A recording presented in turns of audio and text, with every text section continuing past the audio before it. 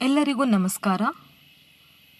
ನಾನಿಂದು ಭಾರತದ ಸಂವಿಧಾನದ ಕುರಿತು ಒಂದೆರಡು ಮಾಹಿತಿಯನ್ನು ನಿಮ್ಮೊಂದಿಗೆ ಹಂಚಿಕೊಳ್ಳಲಿಕ್ಕೆ ಇಷ್ಟಪಡ್ತಾ ಇದ್ದೀನಿ.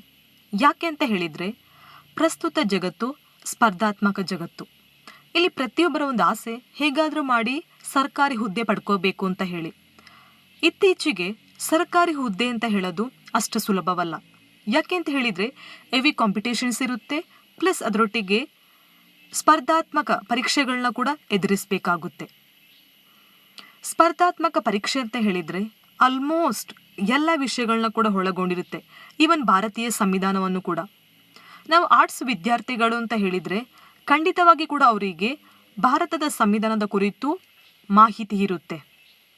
ಹೇಗೆ ಅಂತ ಹೇಳಿದರೆ, ಅವರು PUC ಮತ್ತು ಡಿಗ್ರಿ ಹಂತದಲ್ಲಿ ರಾಜ್ಯಶಾಸ್ತ್ರವನ್ನು ಅಧ್ಯಯನ ಮಾಡಿರ್ತಾರೆ.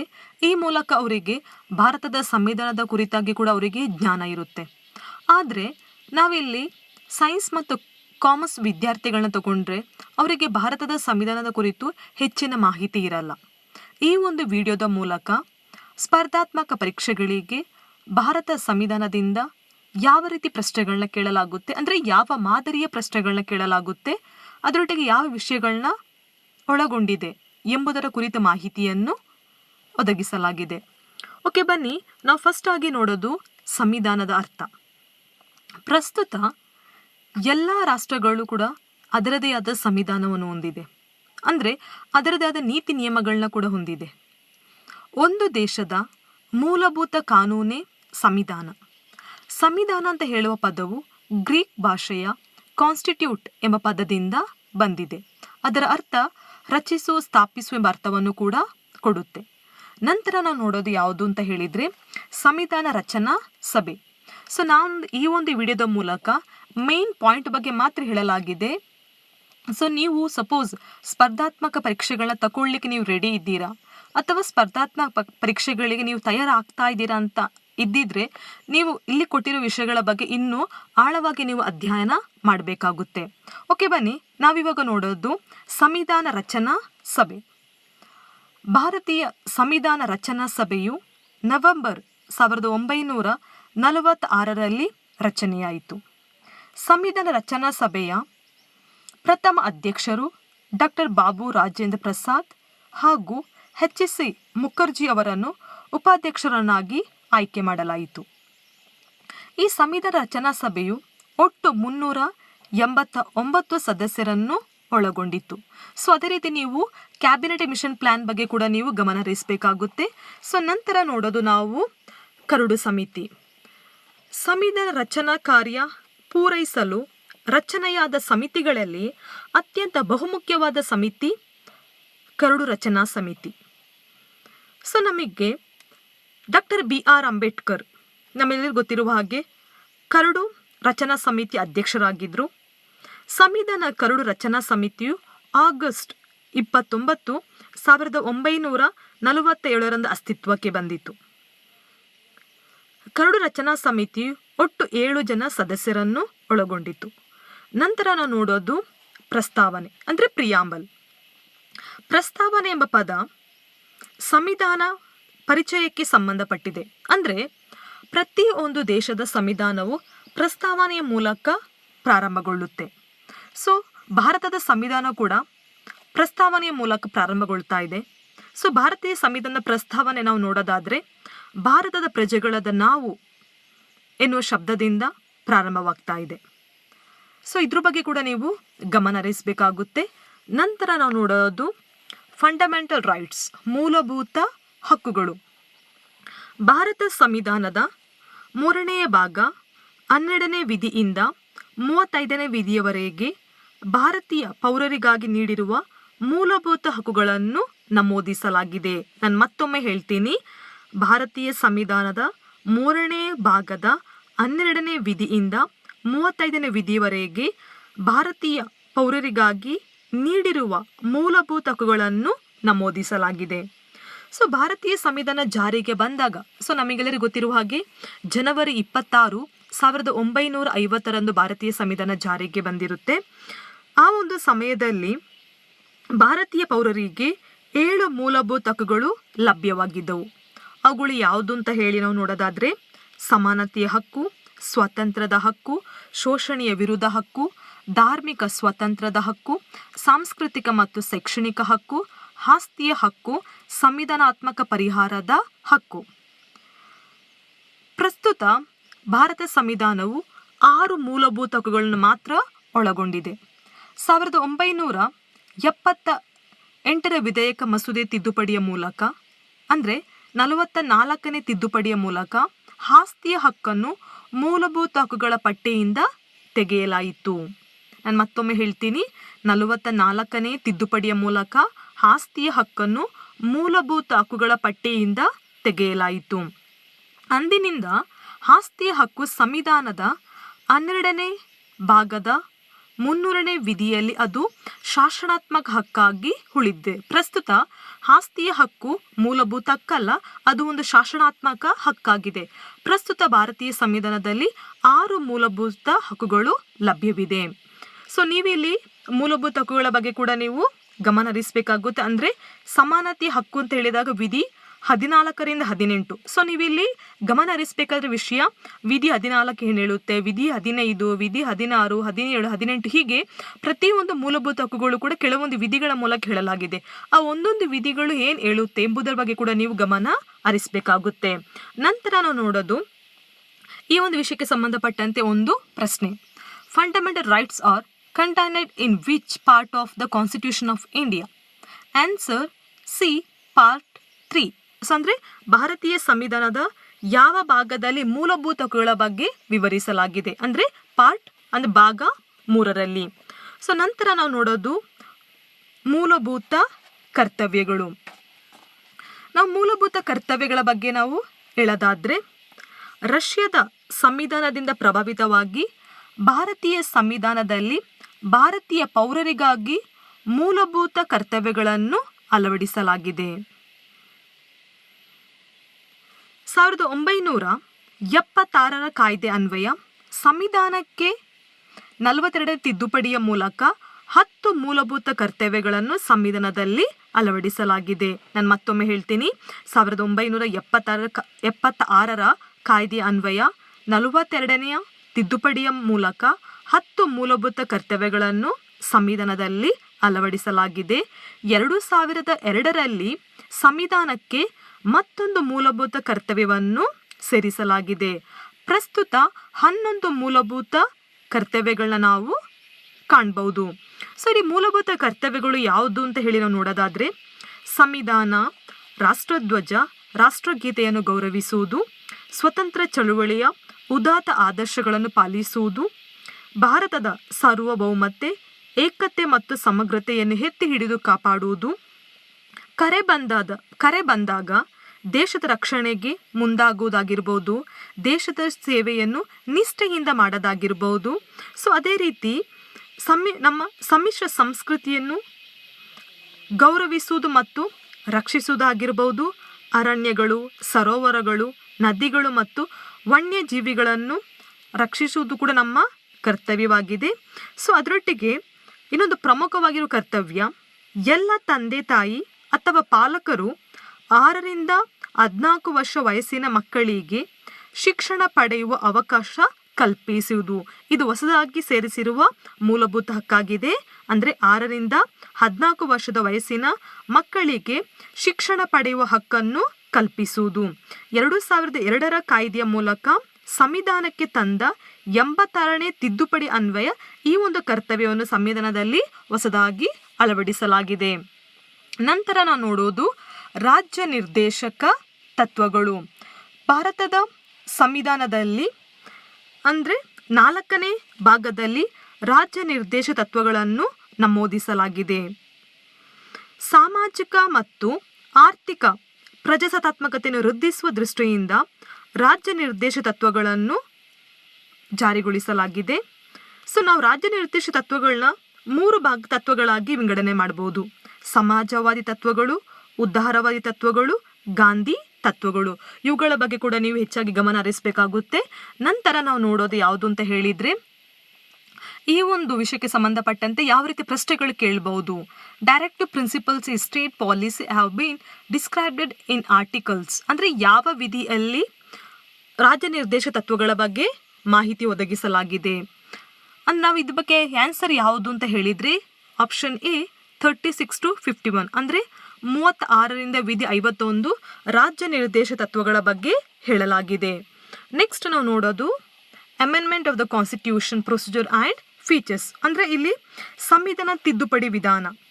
ಭಾರತೀಯ ಸಂವಿಧಾನವು ಸರಳ ಹಾಗೂ ಕಠಿಣತೆಯಿಂದ ಕೂಡಿದ ತಿದ್ದುಪಡಿ ಎರಡನ್ನೂ ಕೂಡ ಇಲ್ಲಿ ಒಳಗೊಂಡಿದೆ. ಅಂದರೆ ಸಂವಿಧಾನದ 368ನೇ ವಿಧಿಯು ತಿದ್ದುಪಡಿ ವಿಧಾನಕ್ಕೆ ಸಂಬಂಧಪಟ್ಟಂತೆ ಮಾಹಿತಿಯನ್ನು ಒದಗಿಸುತ್ತದೆ. ಅಂದರೆ ಯಾವ ತಿದ್ದುಪಡಿ ಮಾಡಬೇಕು ಎಂಬುದರ ಬಗ್ಗೆ ಕೂಡ ಹೇಳಲಾಗುತ್ತೆ.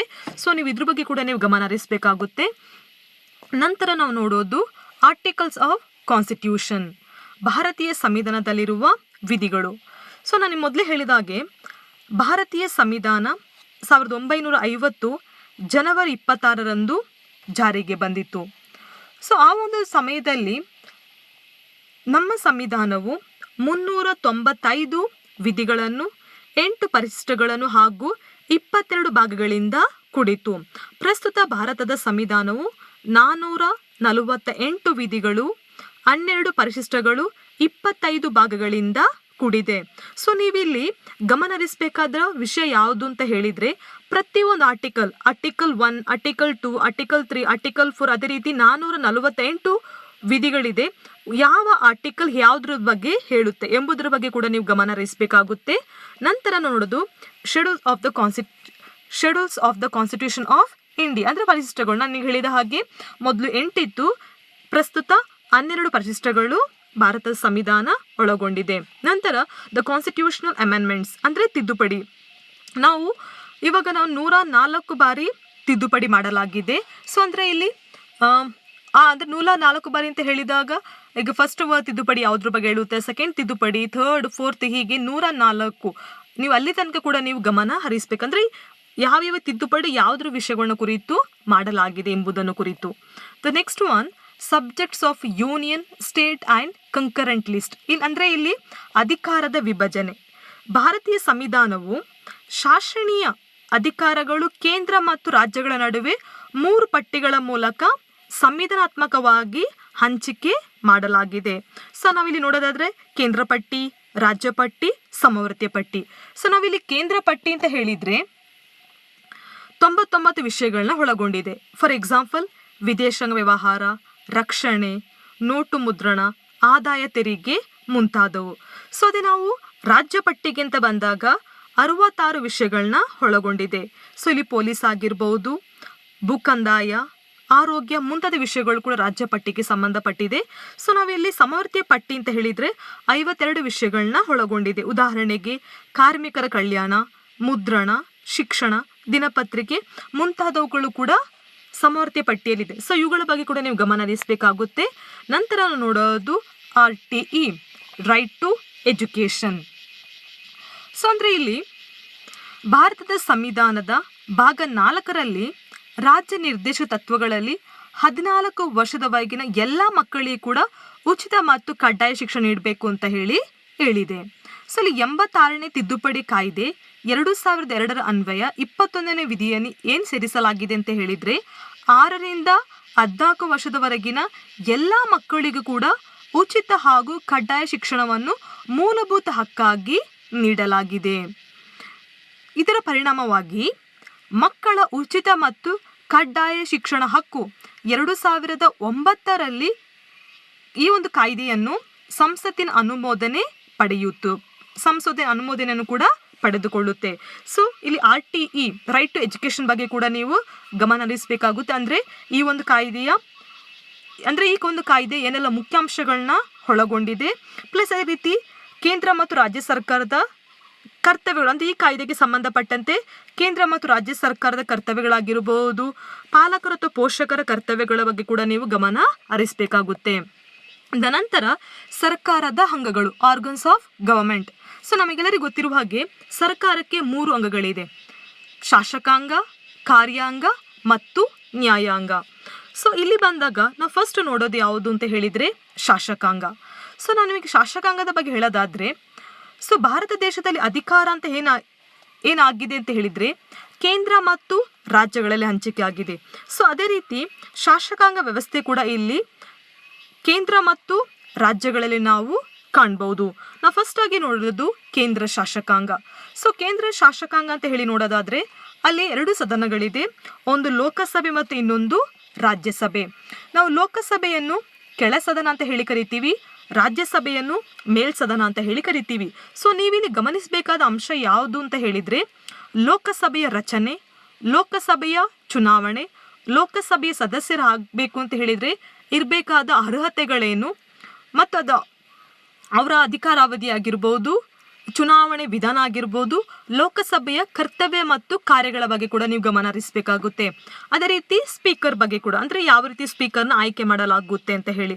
ಸೊ ಅದೇ ರೀತಿ ನಾವು ರಾಜ್ಯಸಭೆಯಲ್ಲಿ ಕೂಡ, ಸೊ ರಾಜ್ಯಸಭೆ ರಚನೆ ಆಗಿರ್ಬೋದು, ರಾಜ್ಯಸಭೆ ಎಷ್ಟು ಸದಸ್ಯರನ್ನು ಒಳಗೊಂಡಿದೆ, ರಾಜ್ಯಸಭೆಯ ಸದಸ್ಯರ ಅರ್ಹತೆಗಳೇನು, ಅವರ ಚುನಾವಣೆ ವಿಧಾನ ಯಾವ ರೀತಿ ಇರುತ್ತೆ, ಪ್ಲಸ್ ಅದೇ ರೀತಿ ನಾವಿಲ್ಲಿ ನೋಡೋದಾದ್ರೆ ರಾಜ್ಯಸಭೆಯ ಕರ್ತವ್ಯ ಮತ್ತು ಕಾರ್ಯಗಳು ಏನು ಅಂತ ಹೇಳೋದ್ರ ಬಗ್ಗೆ ಕೂಡ ನಾವು ಗಮನ ಹರಿಸಬೇಕಾಗುತ್ತೆ. ಸೊ ನಾವು ನೆಕ್ಸ್ಟ್ ನೋಡೋದು ಯಾವುದು ಅಂತ ಹೇಳಿದ್ರೆ ರಾಜ್ಯ ಶಾಸಕಾಂಗ. ಸೊ ನಾವಿಲ್ಲಿ ರಾಜ್ಯ ಶಾಸಕಾಂಗದಲ್ಲಿ ಕೂಡ 2 ಸದನಗಳನ್ನ ನಾವು ಕಾಣ್ತೀವಿ, ಒಂದು ವಿಧಾನಸಭೆ ಮತ್ತು ವಿಧಾನ ಪರಿಷತ್. ಸೊ ನಾವಿಲ್ಲಿ ಬಂದಾಗ ಭಾರತ ದೇಶ ಪ್ರಸ್ತುತ 28 ರಾಜ್ಯಗಳನ್ನ ಒಳಗೊಂಡಿದೆ. ಸೊ ಇವತ್ತಿಗೆ ನಾವು 28 ರಾಜ್ಯಗಳಲ್ಲಿ ಕೂಡ ನಾವು ವಿಧಾನಸಭೆ ಕಾಣ್ತೀವಿ, ಬಟ್ ವಿಧಾನ ಪರಿಷತ್ ಎಲ್ಲ ರಾಜ್ಯಗಳಲ್ಲಿ ಇಲ್ಲ. ವಿಧಾನ ಪರಿಷತ್ ಇರುವ ರಾಜ್ಯಗಳ ಬಗ್ಗೆ ನಾವು ನೋಡೋದಾದ್ರೆ ಆಂಧ್ರ ಪ್ರದೇಶ ಆಗಿರ್ಬೋದು, ಬಿಹಾರ್ ಆಗಿರ್ಬೋದು, ಮಹಾರಾಷ್ಟ್ರ, ಕರ್ನಾಟಕ, ಉತ್ತರ ಪ್ರದೇಶಗಳಲ್ಲಿ ನಾವು ವಿಧಾನ ಪರಿಷತ್ ಇರೋದನ್ನ, ಅಂದರೆ 2 ಸದನಗಳಿರೋದನ್ನ ನಾವು ಕಾಣ್ಬೋದು. ಸೊ ಇಲ್ಲಿ ಕೂಡ ಅಷ್ಟೇ, ನೀವು ವಿಧಾನ ಪರಿಷತ್ ಪ್ಲಸ್ ವಿಧಾನಸಭೆಯ ರಚನೆ, ಅಧಿಕಾರಾವಧಿ, ಅರ್ಹತೆಗಳು, ಪದಚ್ಯುತಿಗೊಳಿಸುವ ವಿಧಾನ ಆಗಿರ್ಬೋದು, ಅಂದರೆ ಅವ್ರನ್ನ ಸದಸ್ಯರನ್ನ ಅಧಿಕಾರದಿಂದ ತೆಗೆದು ವಜಾಗೊಳಿಸುವ ಪದ್ಧತಿಯಾಗಿರ್ಬೋದು, ಅದೇ ರೀತಿ ಅಧಿಕಾರ ಮತ್ತು ಕರ್ತವ್ಯಗಳ ಬಗ್ಗೆ ಕೂಡ ನೀವು ಗಮನ ಹರಿಸಬೇಕಾಗುತ್ತೆ. ಸೊ ನಂತರ ನಾವು ನೋಡೋದು ಕಾರ್ಯಾಂಗ. ಸೊ ಕಾರ್ಯಾಂಗದಲ್ಲಿ ಕೂಡ ನಾವು ಕೇಂದ್ರ ಕಾರ್ಯಾಂಗ, ಅದೇ ರೀತಿ ರಾಜ್ಯ ಕಾರ್ಯಾಂಗ ವ್ಯವಸ್ಥೆಯನ್ನು ಕೂಡ ನಾವಿಲ್ಲಿ ಕಾಣ್ತೀವಿ. ಸೊ ಕೇಂದ್ರ ಕಾರ್ಯಾಂಗ ಅಂತ ಹೇಳಿದ್ರೆ ನಾವಿಲ್ಲಿ ಗಮನಿಸಬೇಕಾದ ಅಂಶ ರಾಷ್ಟ್ರಪತಿ ಬಗ್ಗೆ, ಅಂದರೆ ರಾಷ್ಟ್ರಪತಿಯವರ ಚುನಾವಣೆ, ರಾಷ್ಟ್ರಪತಿಯವರ ಅಧಿಕಾರ ಅವಧಿ, ರಾಷ್ಟ್ರಪತಿಯವರ ಪದಚ್ಯುತಿಗೊಳಿಸುವ ವಿಧಾನ, ಅಧಿಕಾರ ಮತ್ತು ಕರ್ತವ್ಯಗಳ ಬಗ್ಗೆ. ಸೊ ಅದೇ ರೀತಿಯಲ್ಲಿ ವೈಸ್ ಪ್ರೆಸಿಡೆಂಟ್, ಉಪರಾಷ್ಟ್ರಪತಿಯವರ ಚುನಾವಣೆ ಬಗ್ಗೆ ಕೂಡ ನೀವು ಗಮನ ಹರಿಸಬೇಕಾಗುತ್ತೆ.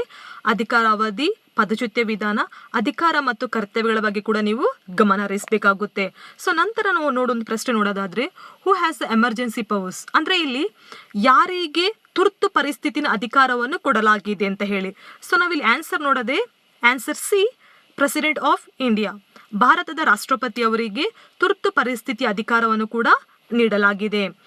ಸೊ ಅದೇ ರೀತಿ ನಾವು ಇಲ್ಲಿ ನಂತರ ನೋಡೋದು ಯಾವುದು ಅಂತ ಹೇಳಿದ್ರೆ ಪ್ರಧಾನಮಂತ್ರಿ ಮತ್ತು ಮಂತ್ರಿಮಂಡಲ. ಸೊ ನೀವು ಇಲ್ಲಿ ಕೂಡ ಅಷ್ಟೇ ಪ್ರಧಾನಮಂತ್ರಿಯವರ ಯಾವ ರೀತಿಯ ಪ್ರಧಾನಮಂತ್ರಿಯವರನ್ನು ಆಯ್ಕೆ ಮಾಡಲಾಗುತ್ತೆ, ಅದೇ ರೀತಿ ಅವರ ಅಧಿಕಾರ ಅವಧಿ ಹೇಗಿರುತ್ತೆ, ಪ್ರಧಾನಮಂತ್ರಿಯವರ ಕರ್ತವ್ಯ ಮತ್ತು ಕಾರ್ಯಗಳು ಹೇಗೆ ಇರುತ್ತೆ, ಅದೇ ರೀತಿ ಮಂತ್ರಿಮಂಡಲ. ಸೊ ಇಲ್ಲಿ ಬಂದಾಗ ನೀವು ಮಂತ್ರಿಮಂಡಲ ಅಥವಾ ಸಚಿವ ಸಂಪುಟದ ಬಗ್ಗೆ ನೀವು ಗಮನ ಹರಿಸಬೇಕಾಗುತ್ತೆ.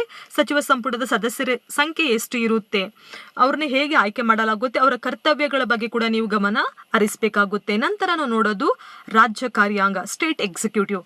ಸೊ ಇಲ್ಲಿ ಬಂದಾಗ ನಾವು ಇಡೀ ದೇಶ ಅಂತ ಹೇಳಿದಾಗ ನಮ್ಮ ದೇಶಕ್ಕೆ ಮುಖ್ಯಸ್ಥರು ರಾಷ್ಟ್ರಪತಿ ಆಗಿರ್ತಾರೆ. ನಾವು ಅದೇ ರಾಜ್ಯ ಅಂತ ಹೇಳಿ ಬಂದಾಗ ರಾಜ್ಯಕ್ಕೆ ಮುಖ್ಯಸ್ಥರು ರಾಜ್ಯಪಾಲರಾಗಿರ್ತಾರೆ. ಇಲ್ಲಿ ನೀವು ಗಮನಿಸಬೇಕಾದ ಅಂಶ ಯಾವುದು ಅಂತ ಹೇಳಿದ್ರೆ ರಾಜ್ಯಪಾಲರ ನೇಮಕಾತಿ, ಅಂದ್ರೆ ರಾಜ್ಯಪಾಲರನ್ನು ಯಾರು ನೇಮಕ ಮಾಡ್ತಾರೆ, ರಾಜ್ಯಪಾಲರ ಅಧಿಕಾರ ಮತ್ತು ಕರ್ತವ್ಯಗಳೇನು, ಅದೇ ರೀತಿ ಮುಖ್ಯಮಂತ್ರಿ ಮತ್ತು ಅದೇ ರೀತಿ ಮಂತ್ರಿಮಂಡಲ. ಸೊ ಇವುಗಳ ರಚನೆ ಹೇಗಾಗುತ್ತೆ, ಮುಖ್ಯಮಂತ್ರಿಗಳನ್ನ ಯಾರು ಆಯ್ಕೆ ಮಾಡ್ತಾರೆ, ಹೇಗೆ ಆಯ್ಕೆ ಮಾಡುವ ವಿಧಾನ, ಅವರ ಅಧಿಕಾರ ಅವಧಿ, ಅವ್ರದ್ದು ಕರ್ತವ್ಯವೇನು, ಅದೇ ರೀತಿ ಮಂತ್ರಿಮಂಡಲದ ಗಾತ್ರ ಎಷ್ಟಿರಬೇಕು, ಅಂದರೆ ಸದಸ್ಯರ ಸಂಖ್ಯೆ ಎಷ್ಟಿರಬೇಕು ಮಂತ್ರಿಮಂಡಲದ್ದು. ಸೊ ಮಂತ್ರಿಮಂಡಲ ಸದಸ್ಯರನ್ನು ಯಾರು ಆಯ್ಕೆ ಮಾಡ್ತಾರೆ, ಅವರ ಕರ್ತವ್ಯಗಳ ಬಗ್ಗೆ ಕೂಡ ನೀವು ಗಮನ ಹರಿಸಬೇಕಾಗುತ್ತೆ. ನಂತರ ನೋಡೋದು ಜುಡಿಷಿಯರಿ ಇನ್ ಇಂಡಿಯಾ, ಭಾರತದಲ್ಲಿ ನ್ಯಾಯಾಂಗ ವ್ಯವಸ್ಥೆ. ಸೊ ನಾವು ಭಾರತ ದೇಶ ಅಂತ ಹೇಳಿ ತಗೊಂಡ್ರೆ ಅತ್ಯಂತ ಉನ್ನತವಾದ ನ್ಯಾಯಾಲಯ ನಮಗೆಲ್ಲರಿಗೂ ಗೊತ್ತಿರುವ ಹಾಗೆ ಸರ್ವೋಚ್ಚ ನ್ಯಾಯಾಲಯ, ಸುಪ್ರೀಂ ಕೋರ್ಟ್. ಸೊ ನೀವಿಲ್ಲಿ ಗಮನಿಸಬೇಕಾದ ಅಂಶ chief justice of supreme court, ಸರ್ವೋಚ್ಚ ನ್ಯಾಯಾಲಯದ ಮುಖ್ಯ ನ್ಯಾಯಾಧೀಶರನ್ನು ಯಾರು ನೇಮಕ ಮಾಡ್ತಾರೆ, ಅವರ ಅಧಿಕಾರ ಅವಧಿ. ಸರ್ವೋಚ್ಚ ನ್ಯಾಯಾಲಯದ ಮುಖ್ಯ ನ್ಯಾಯಾಧೀಶರಾಗಬೇಕು ಅಂತ ಹೇಳಿದ್ರೆ ಅವರಿಗೆ ಯಾವ್ಯಾವ ಕ್ವಾಲಿಫಿಕೇಶನ್ಸ್ ಇರಬೇಕಾಗುತ್ತೆ, ಪ್ಲಸ್ ಅದೇ ರೀತಿ ಯಾವ ರೀತಿ ಅವರನ್ನು ಪದಚ್ಯುತಿಗೊಳಿಸಲಾಗುತ್ತೆ, ಅವರ ಅಧಿಕಾರ ಮತ್ತು ಕಾರ್ಯಗಳೇನು, ಅಂದ್ರೆ ಸುಪ್ರೀಂ ಕೋರ್ಟ್ನ ಅಧಿಕಾರ ಮತ್ತು ಕಾರ್ಯಗಳೇನು ಎಂಬುದರ ಬಗ್ಗೆ ಕೂಡ ನೀವು ಗಮನ ಹರಿಸಬೇಕಾಗುತ್ತೆ. ಸೊ ಅದೇ ರೀತಿ ನಾವು ನೋಡೋದು ಹೈಕೋರ್ಟ್. ಸೊ ಇಲ್ಲಿ ನೀವು ಹೈಕೋರ್ಟ್ ಅಂತ ಹೇಳಿದಾಗ ಸೊ ಇಲ್ಲಿ ಕೂಡ ಅಷ್ಟೇ ಹೈಕೋರ್ಟ್ ಬಂದಾಗ chief justice of high court. So ಇಲ್ಲಿ ಹೈಕೋರ್ಟ್ನ ಮುಖ್ಯ ನ್ಯಾಯಾಧೀಶರ ಬಗ್ಗೆ ನೀವು ನೋಡಬೇಕಾಗುತ್ತೆ. ಅಂದರೆ ಅವ್ರನ್ನ ನೇಮಕಾತಿ ವಿಧಾನ ಆಗಿರ್ಬೋದು, ಅಧಿಕಾರ ಅವಧಿ, ಒಂದು ಮುಖ್ಯ ನ್ಯಾಯಾಧೀಶರಾಗಬೇಕು ಅಂತೇಳಿ ಅವರಲ್ಲಿ ಇರಬೇಕಾದ ಅರ್ಹತೆಗಳೇನು, ಪದಚ್ಯುತಿಯ ವಿಧಾನ ಮತ್ತು ಅವರ ಅಧಿಕಾರ ಮತ್ತು ಕರ್ತವ್ಯಗಳ ಬಗ್ಗೆ ಕೂಡ ನೀವು ಗಮನ ಹರಿಸಬೇಕಾಗುತ್ತೆ. ಸೊ ನಂತರ ನಾವು ನೋಡೋದು panchayat raj system in India, Bharat ದೇಶದಲ್ಲಿ ಪಂಚಾಯತ್ ರಾಜ್ ವ್ಯವಸ್ಥೆ. ಸೊ ಇಲ್ಲಿ ಬಂದಾಗ ನೀವು ಗಮನಿಸಬೇಕಾದ ಅಂಶ 73 ಮತ್ತು 74ನೇ ಸಂವಿಧಾನ ತಿದ್ದುಪಡಿ. ಸೊ ಇಲ್ಲಿ 73ನೇ ಸಂವಿಧಾನ ತಿದ್ದುಪಡಿಯು ಗ್ರಾಮೀಣ ಸ್ಥಳೀಯ ಸರ್ಕಾರದ ಬಗ್ಗೆ ಹೇಳುತ್ತೆ. 74ನೇ ಸಂವಿಧಾನ ತಿದ್ದುಪಡಿಯು ನಗರ ಸ್ಥಳೀಯ ಸರ್ಕಾರದ ಬಗ್ಗೆ ಹೇಳುತ್ತೆ. ಸೊ ನಾವಿಲ್ಲಿ panchayat raj system in India special reference to Karnataka, ಅಂದರೆ ಇಲ್ಲಿ ಪಂಚಾಯತ್ ರಾಜ್ ವ್ಯವಸ್ಥೆ ವಿಶೇಷವಾಗಿ ಕರ್ನಾಟಕಕ್ಕೆ ಸಂಬಂಧಪಟ್ಟಂತೆ ನೀವು ಹೆಚ್ಚಾಗಿ ನೀವು ಓದಬೇಕಾಗುತ್ತೆ. ಸೊ ಇಲ್ಲಿ ಬಂದಾಗ ನಾವು ಪಂಚಾಯತ್ ವ್ಯವಸ್ಥೆನ ಮೊದಲೇ ಹೇಳಿದಾಗೆ 2 ಮಾದರಿ ಕಾಣ್ಬೋದು. ಒಂದು ಗ್ರಾಮೀಣ ಸ್ಥಳೀಯ ಸರ್ಕಾರ, ಇನ್ನೊಂದು ನಗರ ಸ್ಥಳೀಯ ಸರ್ಕಾರಗಳು. ಸರಿ, 73ನೇ ತಿದ್ದುಪಡಿಯು ಗ್ರಾಮೀಣ ಸ್ಥಳೀಯ ಸರ್ಕಾರಕ್ಕೆ ಸಂಬಂಧಪಟ್ಟಿರುತ್ತೆ. 74ನೇ ತಿದ್ದುಪಡಿಯು ನಗರ ಸರ್ಕಾರಕ್ಕೆ ಸಂಬಂಧಪಟ್ಟಿರುತ್ತೆ. ಸೊ ನಾವಿಲ್ಲಿ ಗ್ರಾಮೀಣ ಸ್ಥಳೀಯ ಸರ್ಕಾರ ಅಂತ ಹೇಳಿದ್ರೆ 3 ರೀತಿಯ ನಾವು ವ್ಯವಸ್ಥೆಯನ್ನು ಕಾಣಬಹುದು. ಅಂದ್ರೆ 3 ಹಂತದ ಸ್ಥಳೀಯ ಸರ್ಕಾರವನ್ನು ಇಲ್ಲಿ ನಾವು ಕಾಣಬಹುದು. ಅಂದ್ರೆ ಇಲ್ಲಿ ಗ್ರಾಮ ಪಂಚಾಯತ್, ತಾಲೂಕ್ ಪಂಚಾಯತ್, ಜಿಲ್ಲಾ ಪಂಚಾಯತ್. ಸೊ ನೀವು ಇಲ್ಲಿ ಗಮನಿಸಬೇಕಾದ ಅಂಶ ಯಾವುದು ಅಂತ ಹೇಳಿದ್ರೆ, ಪಂಚಾಯತ್ ವ್ಯವಸ್ಥೆ ಯಾವಾಗ ಜಾರಿಗೆ ತರಲಾಯಿತು, ಯಾರ ಸರ್ಕಾರದ ಮೂಲಕ ಜಾರಿಗೆ ತರಲಾಯಿತು, ಪ್ಲಸ್ ಅದೇ ರೀತಿ ಇಲ್ಲಿ ಗ್ರಾಮ ಪಂಚಾಯತಿ ಅಂದ್ರೆ ಏನು, ಅಂದ್ರೆ ಗ್ರಾಮ ಪಂಚಾಯತಿ ಹೇಗೆ ರಚನೆ ಆಗುತ್ತೆ, ಒಂದು ಗ್ರಾಮ ಪಂಚಾಯತಿ ಅಂತ ಹೇಳಿ ಪರಿಗಣಿಸಬೇಕಾದ್ರೆ ಎಷ್ಟು ಜನಸಂಖ್ಯೆ ಇರಬೇಕು. ಸೊ ನನಗೆ ಫಾರ್ ಎಕ್ಸಾಂಪಲ್ ಹೇಳೋದಾದ್ರೆ ಒಂದು ಗ್ರಾಮ ಪಂಚಾಯತಿ ಅಂತ ಹೇಳಿ ಪರಿಗಣಿಸಬೇಕು ಅಂತ ಹೇಳಿದ್ರೆ 5,000ದಿಂದ 7,000 ಜನಸಂಖ್ಯೆಯನ್ನು ಒಳಗೊಂಡ ಒಂದು ಗ್ರಾಮ ಅಥವಾ 2 ಗ್ರಾಮಗಳನ್ನು ಒಂದು ಗ್ರಾಮ ಪಂಚಾಯತಿ ಅಂತ ಹೇಳಿ ಪರಿಗಣಿಸಲಾಗುತ್ತೆ. ಸೊ ಇಲ್ಲಿ ನೀವು ಸದಸ್ಯರ ಸಂಖ್ಯೆ ಆಗಿರ್ಬೋದು, ಅದೇ ರೀತಿ ಸದಸ್ಯರನ್ನು ಹೇಗೆ ಆಯ್ಕೆ ಮಾಡಲಾಗುತ್ತೆ, ಅವರ ಅಧಿಕಾರ ಅವಧಿ ಎಷ್ಟು, ಪ್ಲಸ್ ಅದೇ ರೀತಿ ಗ್ರಾಮ ಪಂಚಾಯಿತಿಯ ಕಾರ್ಯಗಳೇನು, ಗ್ರಾಮ ಸಭೆ ಅಂದ್ರೆ ಏನು, ಅದೇ ರೀತಿ ಗ್ರಾಮ ಪಂಚಾಯಿತಿಯ ಸ್ಥಾಯಿ ಸಮಿತಿಗಳಂದ್ರೇನು, ಅದ್ರ ಬಗ್ಗೆ ಕೂಡ ನೀವು ಗಮನ ಹರಿಸಬೇಕಾಗುತ್ತೆ. ಸೊ ಅದೇ ರೀತಿ ನಂತರ ನಾವು ನೋಡೋದು ಯಾವುದು ಅಂತ ಹೇಳಿದ್ರೆ ನಗರ ಸ್ಥಳೀಯ ಸರ್ಕಾರಗಳು. ಸೊ ನಗರ ಸ್ಥಳೀಯ ಸರ್ಕಾರ ಅಂತ ಹೇಳಿದ್ರೆ ಇಲ್ಲಿ ಕೂಡ ನಾವು 3 ಹಂತಗಳನ್ನ ನಾವಿಲ್ಲಿ ಕಾಣಬಹುದು. ನಗರ ಪಾಲಿಕೆ ಅಥವಾ ಮಹಾನಗರ ಪಾಲಿಕೆ ಆಗಿರಬಹುದು, ಪುರಸಭೆ ಮತ್ತು ಪಟ್ಟಣ ಸಭೆಗಳು. ಸೊ ನೀವು ಇಲ್ಲಿ ಬಂದಾಗ ಮಹಾನಗರ ಪಾಲಿಕೆ ಅಂದ್ರೆ ಏನು, ಅದು ಹೇಗೆ ರಚನೆಯಾಗುತ್ತೆ, ಎಷ್ಟು ಸದಸ್ಯರಿಂದ ಒಳಗೊಂಡಿರುತ್ತೆ, ಎಷ್ಟು ವಾರ್ಡ್ಗಳಿರುತ್ತೆ, ಪ್ಲಸ್ ಅದೇ ರೀತಿ ಎಷ್ಟು ಜನಸಂಖ್ಯೆಗೆ ಮಹಾನಗರ ಪಾಲಿಕೆಯನ್ನು ನಿರ್ಮಾಣ ಮಾಡಲಾಗುತ್ತೆ, ಕರ್ನಾಟಕದಲ್ಲಿ ಎಷ್ಟು ಮಹಾನಗರ ಪಾಲಿಕೆಗಳಿದೆ, ಮಹಾನಗರ ಪಾಲಿಕೆ ಕಾರ್ಯಗಳೇನು, ಮತ್ತು ಅದೇ ರೀತಿ ಇಲ್ಲಿ ಸ್ಥಾಯಿ ಸಮಿತಿ ಅಂದ್ರೆ ಏನು, ಅದೇ ರೀತಿ ಪಟ್ಟಣ ಸಭೆ, ಪುರಸಭೆ ಬಗ್ಗೆ ಕೂಡ ನೀವು ಗಮನ ಹರಿಸಬೇಕಾಗುತ್ತೆ. ನಂತರ ನಾವು ನೋಡೋದು ಯಾವುದು ಅಂತ ಹೇಳಿದ್ರೆ ರೈಟ್ ಟು ಇನ್ಫಾರ್ಮೇಶನ್ ಆಕ್ಟ್, ಅಂದ್ರೆ ಮಾಹಿತಿ ಹಕ್ಕು. ಸೊ ಅಂದ್ರೆ ಈ ಮಾಹಿತಿಯ ಹಕ್ಕಿಗೆ ಸಂಬಂಧಪಟ್ಟಂತೆ ಕೂಡ ನೀವು ಕೆಲವೊಂದು ವಿಷಯಗಳ ಬಗ್ಗೆ ನೀವು ಗಮನ ಹರಿಸಬೇಕಾಗುತ್ತೆ. ಸೊ ನಂತರ ನಾವು ನೋಡೋದು origin and growth of Indian political system, ಅಂದ್ರೆ ಭಾರತದ ರಾಜಕೀಯ ವ್ಯವಸ್ಥೆ ಉಗಮ ಮತ್ತು ಬೆಳವಣಿಗೆ. ಸೊ ಇಲ್ಲಿ ನೀವು ಗಮನಿಸಬೇಕಾದ ಅಂಶ ಯಾವುದು ಅಂತ ಹೇಳಿದ್ರೆ ಇಂಡಿಯನ್ ಕೌನ್ಸಿಲ್ಸ್ ಆಕ್ಟ್ ಆಫ್ 1909, ಅಂದ್ರೆ ಇಂಡಿಯನ್ ಕೌನ್ಸಿಲ್ ಆಕ್ಟ್ 1909 ಬಗ್ಗೆ ಕೂಡ ನೀವು ಗಮನ ಹರಿಸಬೇಕಾಗುತ್ತೆ. ಅಂದ್ರೆ ಆ ಒಂದು ಆಕ್ಟ್ ಯಾವ್ದ್ರ ಬಗ್ಗೆ ಹೇಳುತ್ತೆ, ಪ್ಲಸ್ ಅದೇ ರೀತಿ ಆ ಆಕ್ಟ್ ನ ಮುಖ್ಯ ಅಂಶಗಳು ಏನು, ಅದೇ ರೀತಿ ನಾವು government of Indian act of 1919 ಅಂದ್ರೆ 1919ರ ಭಾರತ ಸರ್ಕಾರ ಕಾಯ್ದೆ ಅಂದ್ರೆ ಏನು, ಆ ಕಾಯ್ದೆಯ ಪ್ರಮುಖವಾದ ಮುಖ್ಯ ಅಂಶಗಳು, ಅಂದ್ರೆ ಆ ಕಾಯ್ದೆ ಯಾತಕ್ಕಾಗಿ ಜಾರಿಗೆ ಬಂತು ಎಂಬುದರ ಬಗ್ಗೆ ಕೂಡ ನೀವು ಗಮನ ಹರಿಸಬೇಕಾಗುತ್ತೆ. ಸೊ ನಂತರ ಅದೇ ರೀತಿ ನೀವು government of Indian act of 1935, Indian independence act of 1947 ಇವುಗಳ ಬಗ್ಗೆ ಕೂಡ ನೀವು ಗಮನ ಹರಿಸಬೇಕಾಗುತ್ತೆ. ಫಾರ್ ಎಕ್ಸಾಂಪಲ್ ನಾನು ಹೇಳೋದಾದ್ರೆ ಈಗ ಇಂಡಿಯನ್ ಇಂಡಿಪೆಂಡೆನ್ಸ್ ಆಕ್ಟ್ ಆಫ್ 1947 ಆ ಕಾಯ್ದೆಯ ಪ್ರಮುಖವಾದ ಮುಖ್ಯಾಂಶಗಳು ಏನು ಅಂತ ಹೇಳಿದ್ರೆ 15ನೇ ಆಗಸ್ಟ್ 1947ರಂದು ಏನಾಯಿತು ಅಂತ ಹೇಳಿದ್ರೆ ಭಾರತ ಮತ್ತು ಪಾಕಿಸ್ತಾನ ಎಂಬ 2 ಸ್ವತಂತ್ರ ಡೊಮಿನಿಯನ್ಗಳನ್ನು ಸ್ಥಾಪಿಸಲು ಈ ಒಂದು ಕಾಯ್ದೆ ಅವಕಾಶ ಮಾಡಿಕೊಡುತ್ತೆ. ಸೊ ಅದೇ ರೀತಿ ಈ ಕಾಯ್ದೆ ಅನ್ವಯ ಪ್ರದೇಶಗಳನ್ನ ಕೂಡ ಇಲ್ಲಿ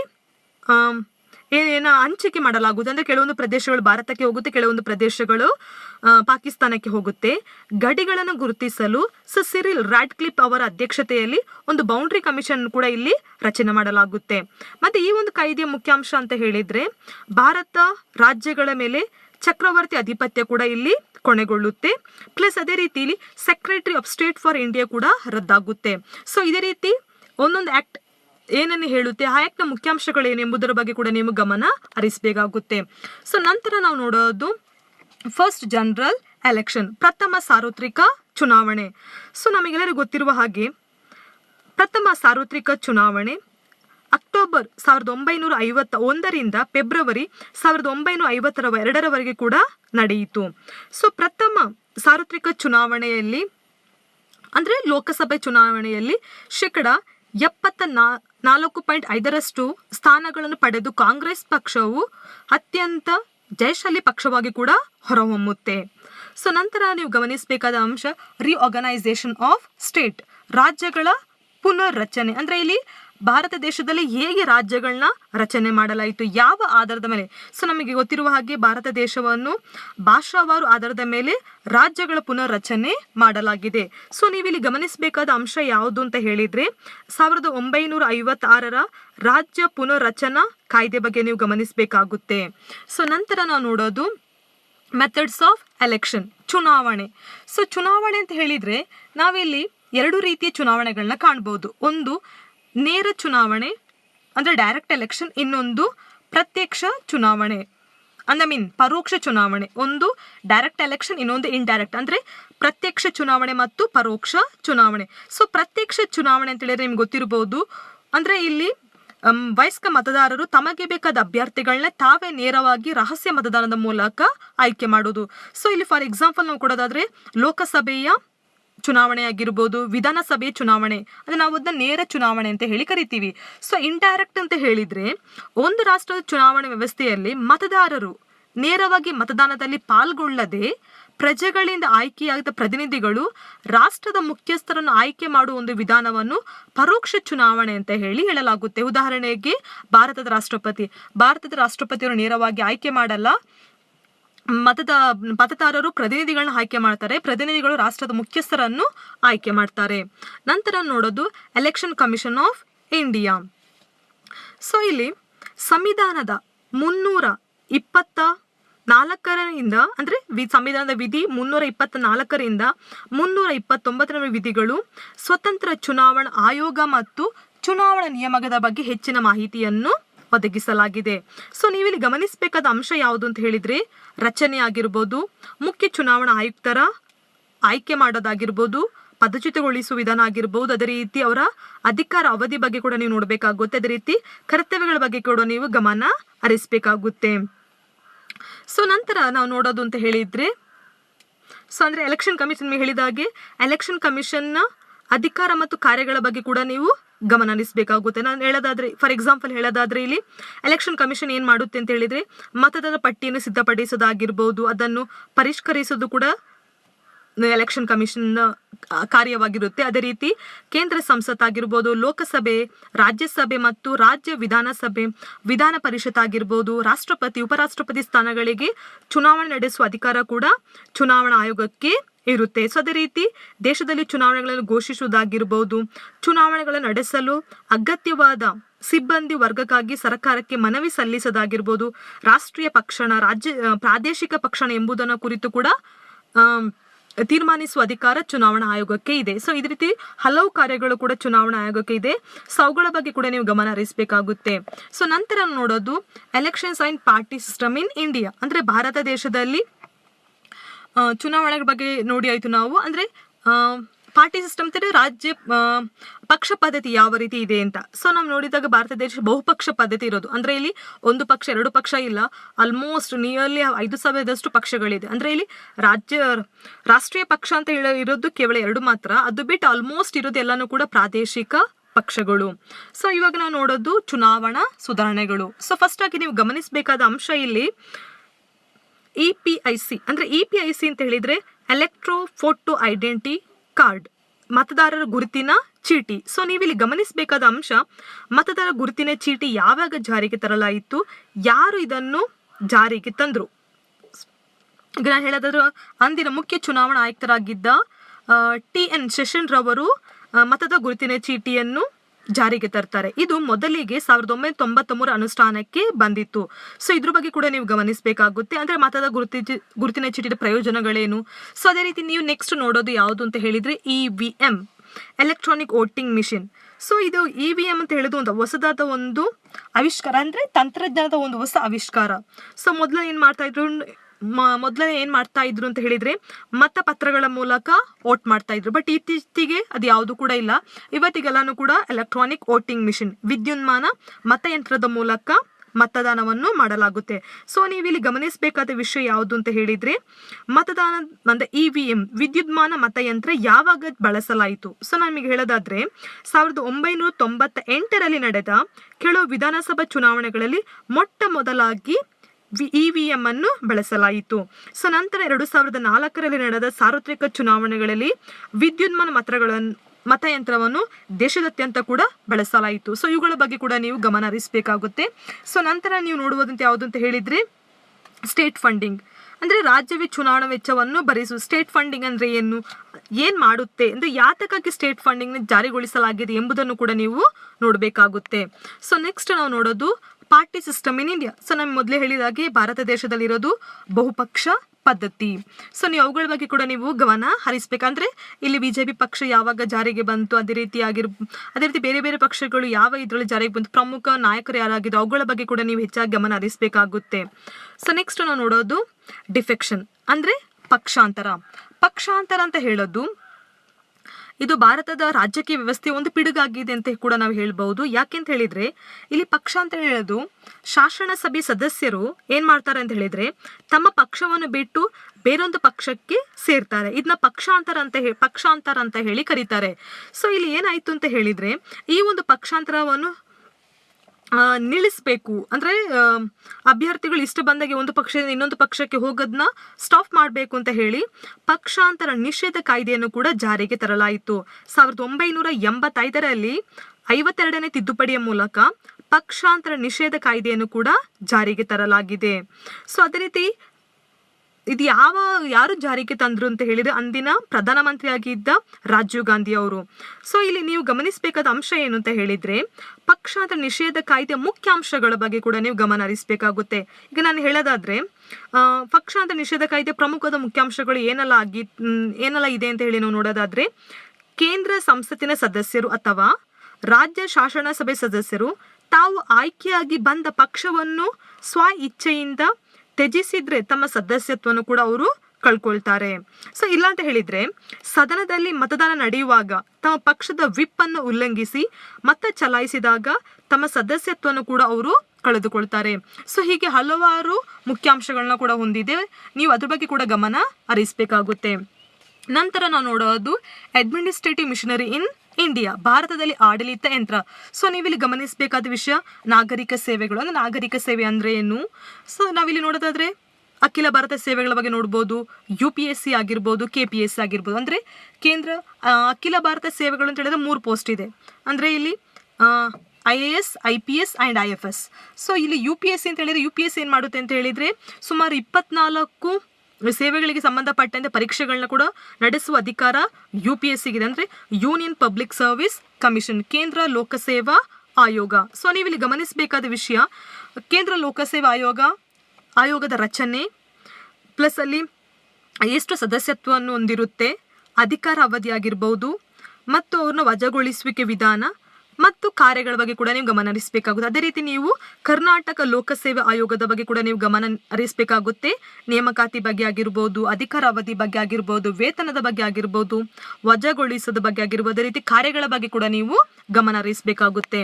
ಸೊ ನಂತರ ನೋಡೋದು ನಾವು ಲೋಕ್ಪಾಲ್ ಮತ್ತು ಲೋಕಾಯುಕ್ತ. ಸೊ ನಮಗೆಲ್ಲರೂ ಗೊತ್ತಿರುವ ಹಾಗೆ ಭ್ರಷ್ಟಾಚಾರ ಇದು ಭಾರತ ದೇಶದ ಒಂದು ಸಾಮಾಜಿಕ ಪಿಡುಗಾಗಿದೆ.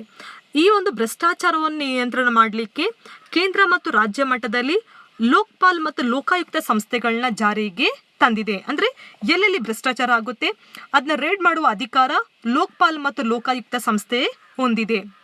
ಸೊ ಇಲ್ಲಿ ಲೋಕ್ಪಾಲ್ ಏನು ಮಾಡುತ್ತೆ ಅಂತ ಹೇಳಿದರೆ ಅಂದರೆ ಕೇಂದ್ರ ಮಟ್ಟದಲ್ಲಿ ಕೆಲಸ ಮಾಡುತ್ತೆ, ಲೋಕಾಯುಕ್ತ ರಾಜ್ಯ ಮಟ್ಟದಲ್ಲಿ ಕೆಲಸ ಮಾಡುವ ಒಂದು ಸಂಸ್ಥೆಯಾಗಿರುತ್ತೆ. ಸೊ ನೀವು ಇಲ್ಲಿ ಗಮನಿಸಬೇಕಾದ ಅಂಶ ಲೋಕ್ಪಾಲ್ ಯಾವಾಗ ಜಾರಿಗೆ ಬಂತು, ಲೋಕಾಯುಕ್ತ ಯಾವಾಗ ಜಾರಿಗೆ ಬಂತು, ಎಸ್ಪೆಷಲಿ ಕರ್ನಾಟಕದಲ್ಲಿ ಯಾವಾಗ ಜಾರಿಗೆ ಬಂತು, ಲೋಕ್ಪಾಲ್ ಮತ್ತು ಲೋಕಾಯುಕ್ತದ ಅಧಿಕಾರಗಳೇನು, ಕರ್ತವ್ಯಗಳೇನು ಎಂಬುದರ ಬಗ್ಗೆ ಕೂಡ ನೀವು ಗಮನ ಹರಿಸಬೇಕಾಗುತ್ತೆ. ಅದೇ ರೀತಿ ಲೋಕಪಾಲ ಆಗಿರ್ಬೋದು, ಲೋಕಾಯುಕ್ತರನ್ನು ಯಾರು ನೇಮಕ ಮಾಡ್ತಾರೆ ಎಂಬುದರ ಬಗ್ಗೆ ಕೂಡ ನೀವು ಗಮನ ಹರಿಸಬೇಕಾಗುತ್ತೆ. ಸೊ ನಂತರ ನಾವು ನೋಡೋದು ಹ್ಯೂಮನ್ ರೈಟ್ಸ್, ಮಾನವನ ಹಕ್ಕುಗಳು. ಸೊ ನಮಗೆ ಮೂಲಭೂತ ಹಕ್ಕುಗಳನ್ನು ಎಷ್ಟು ಮುಖ್ಯವೋ ಅದೇ ರೀತಿ ಪ್ರತಿಯೊಬ್ಬ ಮಾನವನಿಗೆ ಕೂಡ ಮಾನವನ ಹಕ್ಕು ಅತ್ಯಂತ ಮುಖ್ಯವಾಗಿರುತ್ತೆ. ಸೊ ನಮ್ಮ ಮೂಲಭೂತ ಹಕ್ಕು ಅಂತ ಹೇಳಿ ನಮ್ಮ ಸಂವಿಧಾನ ಕೊಟ್ಟಿರುತ್ತೆ. ಸೊ ಇಲ್ಲಿ ಮಾನವನ ಹಕ್ಕು ಅಂತ ಹೇಳೋದು ಪ್ರಪಂಚದಲ್ಲಿರೋ ಪ್ರತಿಯೊಬ್ಬ ಮಾನವನಿಗೂ ಕೂಡ ಅನ್ವಯಿಸುವ ಹಕ್ಕು ಮಾನವನ ಹಕ್ಕು ಅಂತ ಹೇಳಿ ಕರಿತೀವಿ. ಇಲ್ಲಿ ಜೀವಿಸುವ ಹಕ್ಕಾಗಿರ್ಬೋದು. ಸೊ ಅದೇ ರೀತಿ ಇಲ್ಲಿ ನಾವು ಭಾರತ ದೇಶ ಅಂತ ಬಂದಾಗ national rights national human rights commission ಬಗ್ಗೆ ಕೂಡ ನೀವು ನೋಡಬೇಕಾಗುತ್ತೆ. ರಾಷ್ಟ್ರೀಯ ಮಾನವ ಹಕ್ಕುಗಳ ಆಯೋಗ, ಅದೇ ರೀತಿ ಸ್ಟೇಟ್ ಹ್ಯೂಮನ್ ರೈಟ್ಸ್ ಕಮಿಷನ್, ರಾಜ್ಯ ಮಾನವ ಹಕ್ಕುಗಳ ಆಯೋಗ ಬಗ್ಗೆ ಕೂಡ, ಅಂದ್ರೆ ನೀವು ಇಲ್ಲಿ ರಚನೆ ಬಗ್ಗೆ ಆಗಿರ್ಬೋದು, ನೇಮಕಾತಿ ಬಗ್ಗೆ, ಅಧಿಕಾರ ಮತ್ತು ಕರ್ತವ್ಯಗಳ ಬಗ್ಗೆ ಕೂಡ ನೀವು ಇಲ್ಲಿ ಗಮನ ಹರಿಸಬೇಕಾಗುತ್ತೆ. ಸೊ ನಂತರ ನಾವು ನೋಡೋದು ಇಂಟರ್ನ್ಯಾಷನಲ್ ರಿಲೇಷನ್ಸ್, ಅಂತಾರಾಷ್ಟ್ರೀಯ ಸಂಬಂಧ. ಅಂದ್ರೆ ನಮ್ಮ ದೇಶ ಬೇರೆ ದೇಶದೊಟ್ಟಿಗೆ ಯಾವ ರೀತಿ ಸಂಬಂಧವನ್ನು ಹೊಂದಿದೆ. ಪ್ರಸ್ತುತ ಜಗತ್ತು ಅಂದರೆ ಪ್ರಸ್ತುತವಾಗಿ ಯಾವ ದೇಶ ಕೂಡ ಒಬ್ಬಂಟಿಯಾಗಿ ಬದುಕಲಿಕ್ಕೆ ಆಗಲ್ಲ. ಸೊ ಇಲ್ಲಿ ಒಂದು ದೇಶ ಇನ್ನೊಂದು ದೇಶವನ್ನು ಅವಲಂಬನೆ ಮಾಡಲೇಬೇಕಾಗಿರುತ್ತೆ. ಸೊ ಅಂತಾರಾಷ್ಟ್ರೀಯ ಸಂಬಂಧ ಅಂತ ಹೇಳೋದು ಒಂದು ದೇಶ ಇನ್ನೊಂದು ದೇಶದೊಟ್ಟಿಗೆ ಯಾವ ರೀತಿ ರಾಜಕೀಯವಾಗಿ ಸಂಬಂಧವನ್ನು ಹೊಂದಿದೆ, ರಾಜಕೀಯವಾಗಿ ಆಗಿರ್ಬೋದು, ಅದೇ ರೀತಿ ಆರ್ಥಿಕವಾಗಿ ಕೂಡ ಯಾವ ರೀತಿ ಸಂಬಂಧವನ್ನು ಹೊಂದಿದೆ ಎಂಬುದನ್ನು ಕೂಡ ಇಲ್ಲಿ ಹೇಳಲಾಗಿದೆ. ಸೊ ಇಲ್ಲಿ ನಾವು ನೋಡೋದಾದ್ರೆ, ಸೊ ಇಲ್ಲಿ ನಾವು ಒಂದು ಅಂತಾರಾಷ್ಟ್ರೀಯ ಸಂಘಟನೆ ಯಾವುದು ಅಂತ ಹೇಳಿದರೆ UN.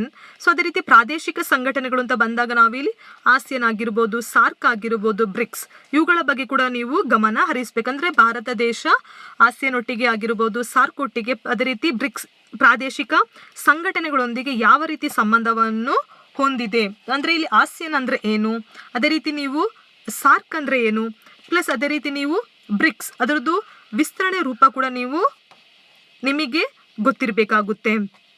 ಸೊ ಇಲ್ಲಿ ಫಾರ್ ಎಕ್ಸಾಂಪಲ್ ಸಾರ್ಕ್ ಅಂತ ಹೇಳಿದರೆ ದಕ್ಷಿಣ ಏಷ್ಯಾ ಪ್ರಾದೇಶಿಕ ಸಹಕಾರ ಸಂಘಟನೆ, ಅಂದರೆ south Asian association for regional cooperation ಅಂತ ಹೇಳ್ತಾರೆ. ಅದೇ ನೀವು ಬ್ರಿಕ್ಸ್ ಬಗ್ಗೆ ಕೂಡ ನೀವು ಪ್ರತಿಯೊಂದು ಪ್ರಾದೇಶಿಕ ಸಂಘಟನೆ ಬಗ್ಗೆ ಕೂಡ ನಿಮಗೆ ಮಾಹಿತಿ ಇರಬೇಕಾಗುತ್ತೆ. ದ ನೆಕ್ಸ್ಟ್ ನಾವು ನೋಡೋದು ಇಂಡಿಯಾಸ್ ರಿಲೇಷನ್ ವಿತ್, ಭಾರತ ದೇಶ ಯಾವ ಯಾವ ದೇಶಗಳೊಟ್ಟಿಗೆ ಸಂಬಂಧವನ್ನು ಹೊಂದಿದೆ. ಪ್ರಮುಖವಾಗಿ ನಾವು ಅಮೆರಿಕದೊಟ್ಟಿಗೆ ಆಗಿರ್ಬೋದು, ರಷ್ಯಾದೊಟ್ಟಿಗೆ, ಚೈನಾ, ಪಾಕಿಸ್ತಾನ್, ಶ್ರೀಲಂಕಾ, ಅದು ಬಿಟ್ಟು ಬೇರೆ ಬೇರೆ ದೇಶದೊಟ್ಟಿಗೆ ಭಾರತ ದೇಶ ರಾಜಕೀಯವಾಗಿ ಆಗಿರ್ಬೋದು, ಆರ್ಥಿಕವಾಗಿ ಯಾವ ರೀತಿ ಸಂಬಂಧವನ್ನು ಹೊಂದಿದೆ ಅದ್ರ ಬಗ್ಗೆ ಕೂಡ ನೀವು ಹೆಚ್ಚಾಗಿ ಗಮನ ಹರಿಸಬೇಕಾಗುತ್ತೆ. ಪ್ಲಸ್ ಅದೇ ರೀತಿ ಇತ್ತೀಚೆಗೆ ಮಾಡಿಕೊಂಡ ಒಪ್ಪಂದಗಳಾಗಿರ್ಬೋದು, ಅದೇ ರೀತಿ ಇತ್ತೀಚೆಗೆ ಅಂತಲ್ಲ, ನಾವು ಮೊದಲಿಂದ ಕೂಡ ಅತ್ಯಂತ ಪ್ರಮುಖವಾಗಿ ಮಾಡಿಕೊಂಡಿರುವ ಒಪ್ಪಂದಗಳ ಬಗ್ಗೆ ಕೂಡ ನೀವು ಗಮನ ಹರಿಸಬೇಕಾಗುತ್ತೆ. ಸೊ ಓಕೆ, ಇದಿಷ್ಟು ನಮ್ಮ ಭಾರತದ ಸಂವಿಧಾನಕ್ಕೆ ಮತ್ತು ಅಂತಾರಾಷ್ಟ್ರೀಯ ವಿಷಯಗಳಿಗೆ ಸಂಬಂಧಪಟ್ಟಂತಿರುವ ವಿಷಯಗಳು. ಸೊ ಸಪೋಸ್ ನೀವು ಕಾಂಪಿಟೇಟಿವ್ ಎಕ್ಸಾಮಿನೇಷನ್ ತಗೊಳ್ತಾ ಇದ್ದೀರಾ ಅಂತ ಇದ್ರೆ ಆಲ್ಮೋಸ್ಟ್ ಈ ವಿಷಯಗಳ ಬಗ್ಗೆ ನೀವು ಹೆಚ್ಚಾಗಿ ಗಮನ ಹರಿಸಬೇಕಾಗುತ್ತೆ. ಸೊ ಈ ಒಂದು ವಿಡಿಯೋ ನಿಮಗೆ ಉಪಯೋಗ ಅಂದರೆ ಯೂಸ್ಫುಲ್ ಆಗಿದೆ ಅಂತ ಹೇಳಿ ಅಂದ್ಕೊಳ್ತಾ ಇದ್ದೀನಿ. ಸೊ ಚೆನ್ನಾಗಿ ಓದಿ. All the best. Thank you.